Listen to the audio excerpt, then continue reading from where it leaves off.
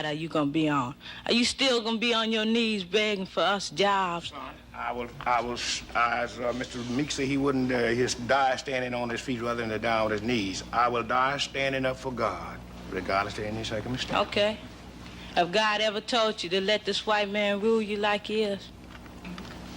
Well, young man, you first must be born again. God is a spirit. No, I ain't born again. I ain't got to be born again. See, I was born in a new generation. Your mother could have brainwashed you, but can't nobody brainwash me. I'm ready. It's gonna take young boys like us to win the revolution. So during the 1950s to the 1970s, black people, we did not all share one like-minded mindset. Our ideologies were not the same. We had a few different approaches, but for the sake of this video, I'm going to break down just two, and I'm going to show you an example of the two during the 1960s. Maple, one of the ghettos areas that was pointed out in the film. I'd like to direct a question to Reverend Mitchell. Do you think that we will be satisfied with the jobs they are giving us? Yes, son, I think so. Simply because we are asking that you be trained on the job, and they start you off with a certain salary starting rates, and you would be promoted up to the maximum of the job. No, I don't believe that. The white man is gonna keep you where he got you. You're not going no higher than he wants you to go, and we ain't gonna settle for nothing but all the way. And about this violence and non-violence, I'm for violence, because we have pleaded for the last 400 years.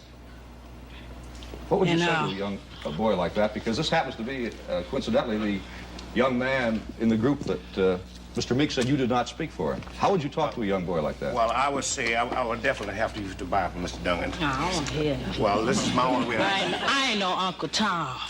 Well, see, salvation you is can't free, brainwash me. Jesus said, first ye seek the kingdom of heaven, and his righteousness, and all of these things will be added unto you. Heaven is on earth, mind you, brother. Yeah. Let me see. You have anything more? How about the other lab? Where you gonna go when we start revolution? Whose side are you gonna be on? Are you still gonna be on your knees begging for us jobs?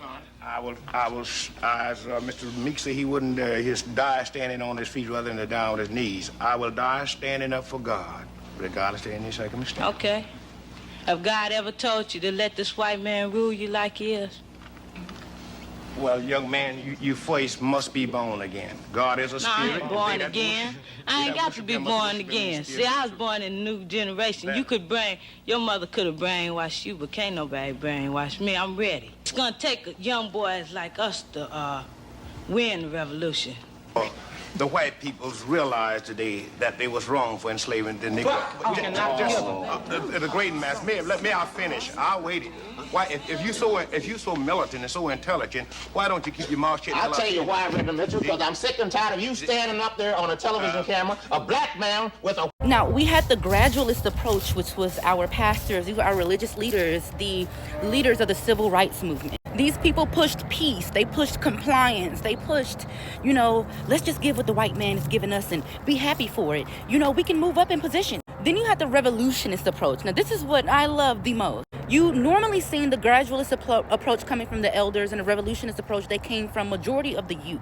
The youth weren't looking for peace, they were looking for problems completely. The youth was really willing to risk imprisonment and death just for the cause. Now, in the event that you guys did not know, we evolved as black people in America because of the revolutionist approach, not the gradualist approach. You have to understand, the elders tried their hardest with the peace and the protesting, and the youth had to watch them get bitten by dogs and sprayed with water hoses. The youth are angry. They're upset that their grandparents and their elders had to deal with this. However, the elders are tired. A lot of elders during this time, they've had to experience lynchings, and their parents and grandparents were slaves. They have a different approach to life than the youth during that time.